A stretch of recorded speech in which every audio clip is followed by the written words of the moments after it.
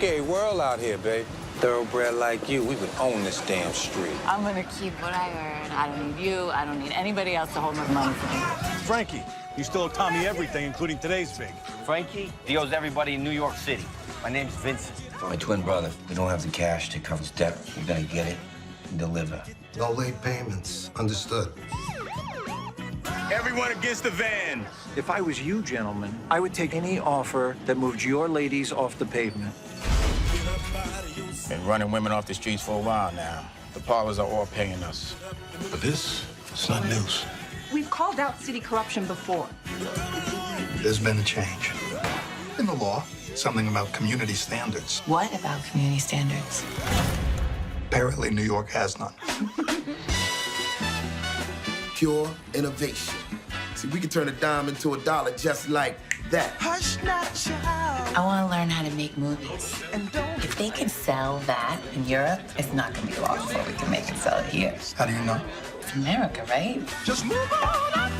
There's gonna be an opportunity coming your way. A once-in-a-lifetime thing. So what am I looking at? Your future. When do we start?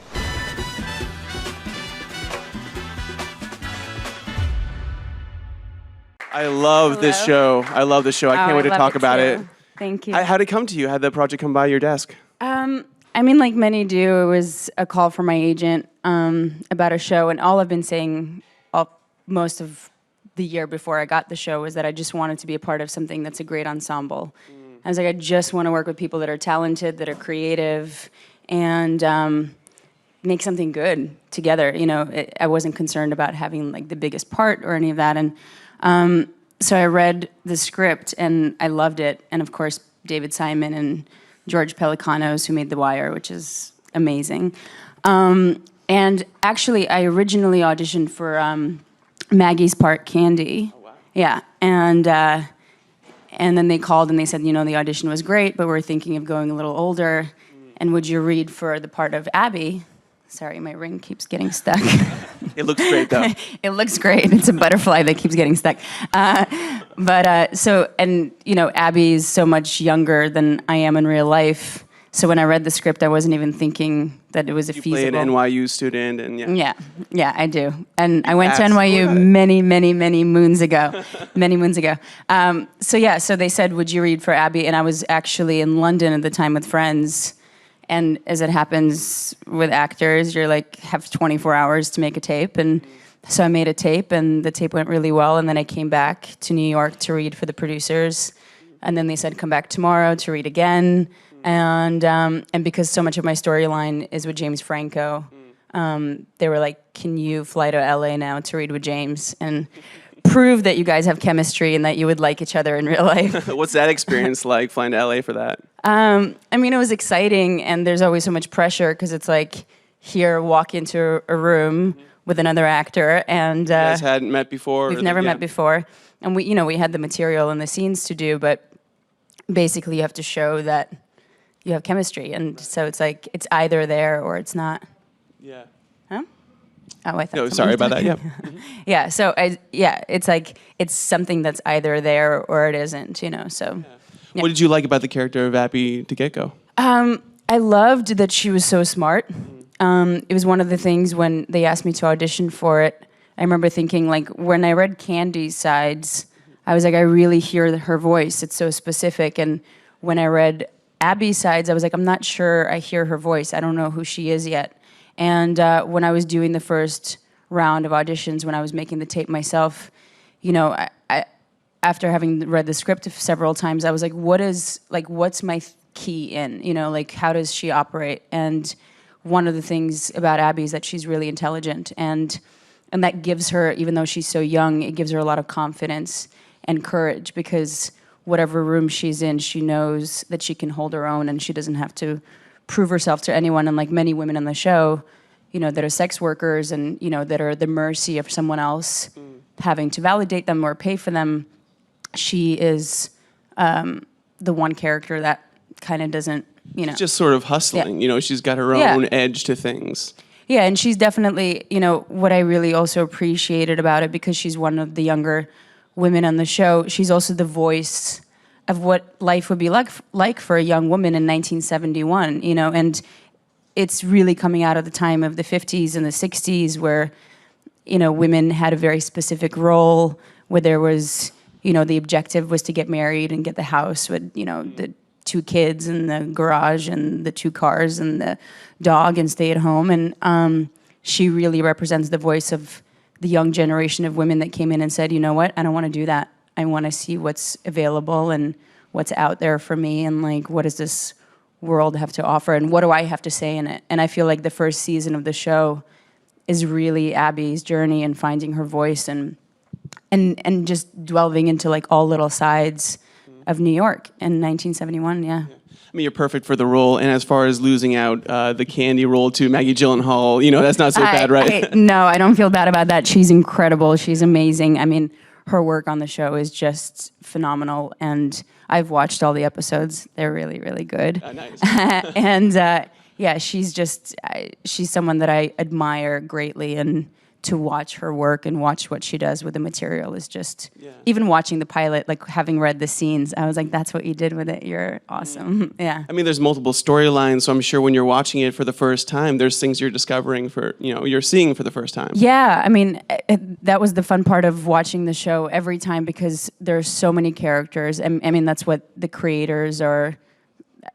So good at it, David. I mean, so intertwining good. And absolutely. Yeah, because the show is about, you know, they say it's about porn, but really it's about New York in 1970s. It's about the beginning of that industry. It's about the life. So we're introduced to so many worlds. I mean, there's the cops of 1971. There's the government. There's the streetwalkers, the sex students, pimps, students, young generation. So artists, and so many of the storylines are held together. You know, I mean, I was going to say something, and then I thought I might give something away. Oh, no. So maybe I Smart, okay. Keep HBO happy, absolutely.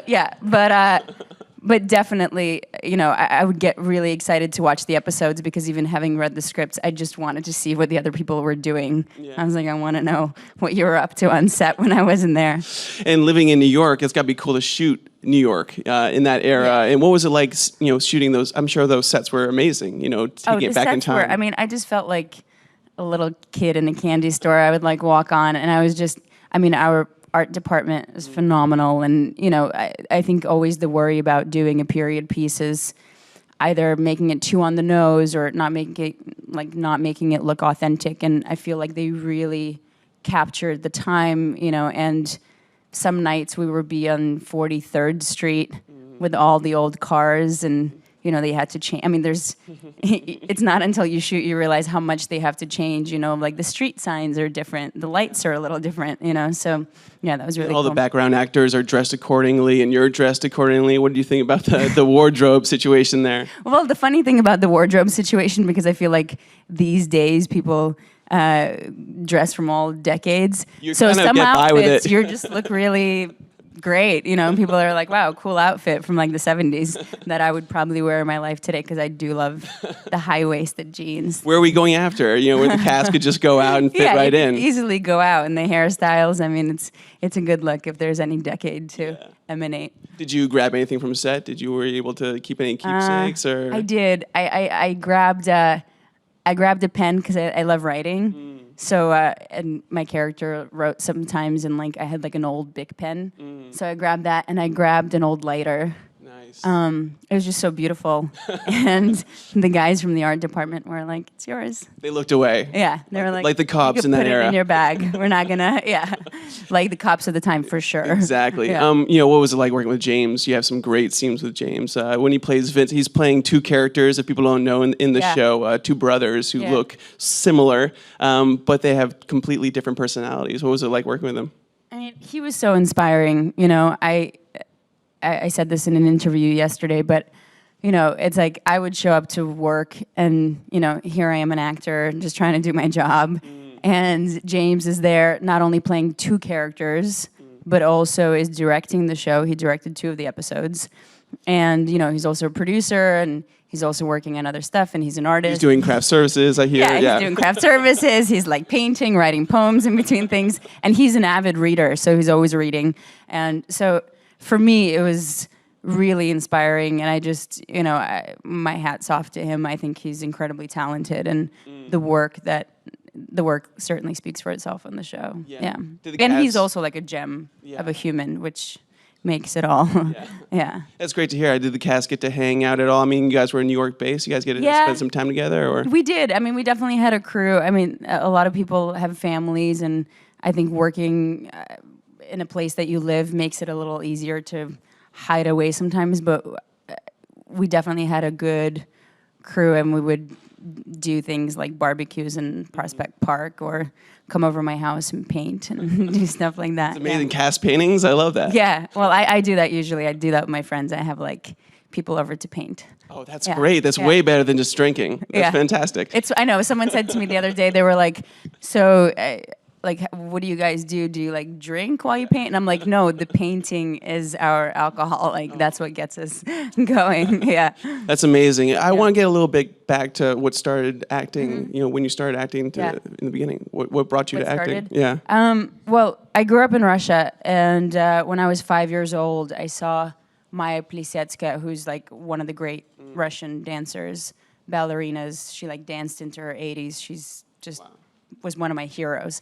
But I saw her when I was 5, and she was dancing in this Swan Lake, and she was doing the Black Swan.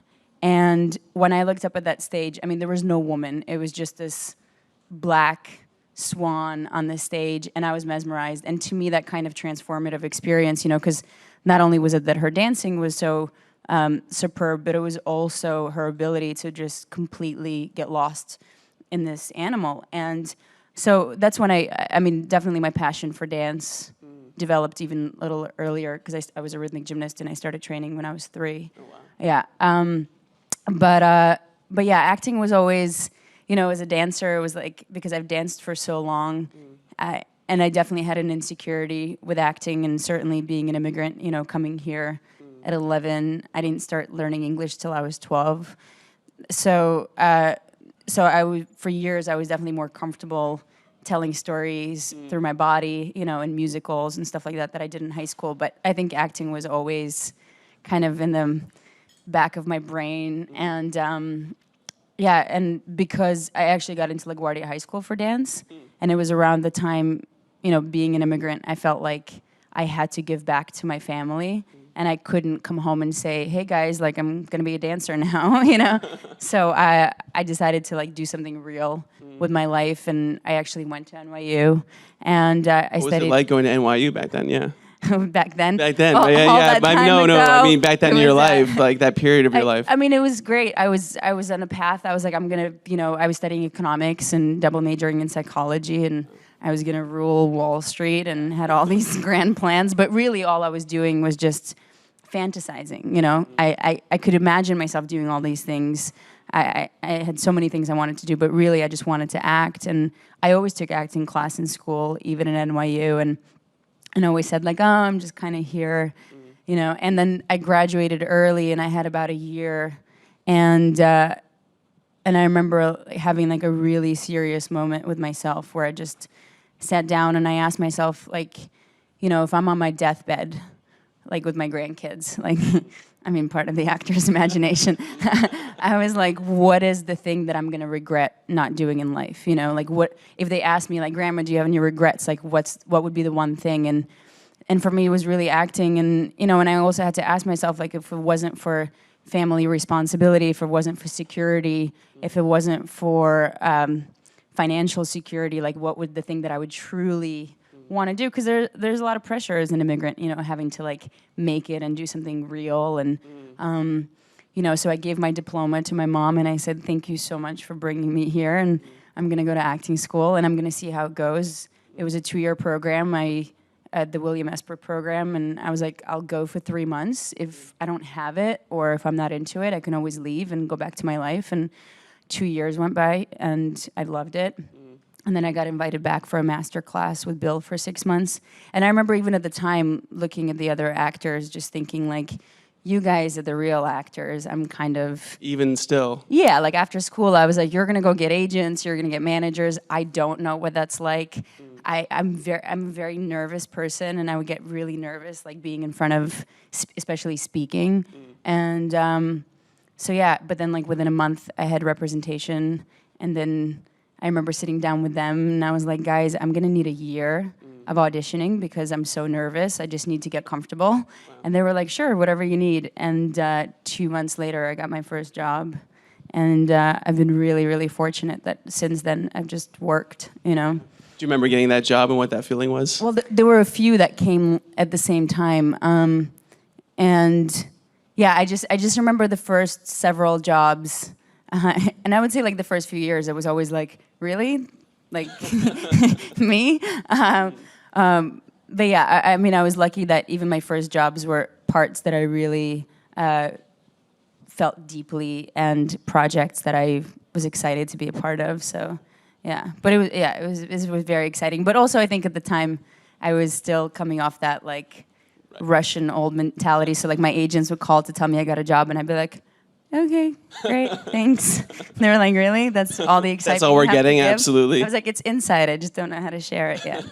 I do now. What was it? What did your family feel like when they saw you on the screen for the first time, and when they got to see it? For me, the biggest marker was my mom. It was right out of school, like around that job, I did a little play over at Here Art Center. It's like on Spring Street, and it was this thing called Women for Women. They were monologues written by women for women. And I had this 20-minute monologue that I had to do about a 16-year-old girl who was dying of a brain tumor. And I remember, because all through acting school, my mom just kind of stayed out of it. And my mom was like my biggest critic, you know, and she's someone I really look up to. And after I did that play, she came over to me backstage and she was like, you have to do this. And for me, that was like the ultimate pass. I was like, okay. Now I can, yeah. That's amazing. I mean, did you have something that you want to go towards from the beginning, whether it was drama or comedy? I think you've done sort of both. I've done both. I mean, I was definitely I was a very serious kid growing up, so I was always drawn to more drama, and I was always very, one of the things that I was very adamant about, especially starting out, which is I've worked more in the business, you find out it's much harder to stick to, but I was always very adamant about playing strong, complicated women that are not necessarily dependent on anyone, that have something to say. I was always drawn to characters that are deemed perhaps flawed by society, and I was always curious about finding out what is it that drives them from within, because I do believe everyone is justified in the moment of action, and so to me, it was finding out that vulnerability or that spot that someone has inside of them that makes them who they are. Did you get to work with anybody that you specifically admired early in your career? Oh my God, yeah. I mean, one of the first, this ring, you guys, is really fun. So we're gonna do this, and I'm gonna fix it. It looks beautiful. I know, it's really beautiful. And you know what? It's me being greedy. I wanted to wear it, and I knew it was too big. But here, I'll keep my hand. Just went for it. You made a choice. You made an acting choice, and you just went for it. I like that. Yeah, I do love butterflies. But one of my first big auditions was I got to screen test with Ryan Gosling. And there was some Oz in the crowd there. Yeah. He's dreamy. Yeah, it was, but it was one of those things like take a risk. I remember my agents called and they said, there's a part for a woman in her late 40s who's Russian. And I was like in my early 20s at the time. And I was like, I don't know how that's going to slide. And they were like, just go in and do what you do and see what happens. It was more of, because you never know what something leads to. So it was more just to show the casting directors what I was capable of. And I read for this part, she only had like 2 scenes, and I remember they called and were like, "Can you come back and test with Ryan?" And I did the test with him, and he was the one that was actually like, "I think she should play the lead." The lead was not my ethnicity at the time, and they had to change the character, and I was going to play the lead of the movie. It was before Notebook, so he couldn't get the movie financed at the time or something. So the movie fell apart, and then it came together with Tim Robbins. and I get to be in the movie. So he was another person That's that for me was incredible. like so exciting to work with because he's so talented as an actor, but also as a director. And for me to be able to work with someone that really gets both, especially when I was starting out, was a real gift. Yeah. And then I feel like through my career, I've been really lucky. I've worked with some people I've been really... Adventureland was so fantastic. Talking about Ryan's too. I mean, what was that experience like? Adventureland was it was a lot of fun. It was really scary because I've never done comedy before, and I do feel like I'm a comedic actress, like that kind of hides behind the. But yeah, it was just so fun to create this character. It was around the time in my life where I just made a commitment to myself that everything I do, I was gonna just take a risk, you know. And I remember when I got the script, I read the character and I was like, I can't play her. I mean, she was someone that was like the hottest girl in the room. She like walks through the park and everybody looks, and you know, I'm not necessarily like insecure with my looks, but I was like, but I just don't think I'm that person. And again, they were like, just see what you can do. Yeah. And I decided, I was like, if I'm gonna do this, I'm really gonna go for it. So everything that's in the movie, like the hair, the makeup, the nails, like the gum, the dancing, that was like all the stuff that I brought to the table initially. And when I got to set, Greg Mottola was like, just have her do what she did at the audition. Like, just have her do all of that. What an incredible compliment. That's amazing. Yeah, that was really cool. Yeah. Well, we have some questions in the audience, so we're going to go out there. Hi. I asked this question of my students. I teach at NYU in psych department, nice. actually, so there's an affinity there, I guess. How difficult is it to separate yourself from the characters? I watched only the first episode because that's all that's been available, and it's not easy to watch. These are not exactly the most enjoyable people on screen. So how difficult is it just to say, okay, I'm done with that, leave that behind, and go home and do your own thing? Yeah, I mean, it changes with each part. I find for myself, because I'm someone that really works from the inside, the character starts to live with me a lot. And certainly in the beginning of my career, that was one of the challenges, because I would find that I would bring that into my life. And if I was playing someone really dark or in a tormented place, I was struggling in my day-to-day. Like, that was something. And now I've just developed more of a method of really opening up a space where the character comes through and then kind of letting it stay on set. Not always successful with that, and it depends on the character. But yeah, it's definitely something to watch out for. Nice question. Okay, next one. Hi. Hi. I know this is supposed to be taking place, you know, as a period piece, like of the 70s, right? I was wondering, since this is different from the roles that you've done before, was it a challenge doing something like this? Yeah, it was definitely challenging, I think, because one, I was playing someone so much younger than me, and so I definitely had some insecurity about, you know, bringing in too much or being too strong or being too knowing, although Abby was the perfect part for it because she is wise beyond her years and she is very strong. And also, I feel like, unlike some of the other characters in the show that I really, really feel like characters to me, Abby to me felt a bit more like me in some ways, and I find that to always be a challenge. I would much rather play a character that's nothing like me, so I can get lost in it. And yet, she was also a really exciting character for me to play because I haven't played someone like her before. So, yeah, if that answers it. Yeah. One last question. Hello. Hi. Thank you for being here. So during your acting career, what resonated with you in your career? What was the highlight of your career? The highlight? Yes. I would say getting my first play, like a real full, like not just the Women for Women thing, but my first play was on Broadway. And it was with Jack O'Brien as a director who's magnificent. And it was with Joan Allen and Jeremy Irons, who are my two top actors for me. So when I got that job, that was definitely a really, really, really exciting moment. Yeah, it's a good one. Well, The Deuce is also a highlight. Yes, and this Sunday on HBO. Yeah. Everybody check it out. Thanks so much for being here. I appreciate it. All right, thank you so much.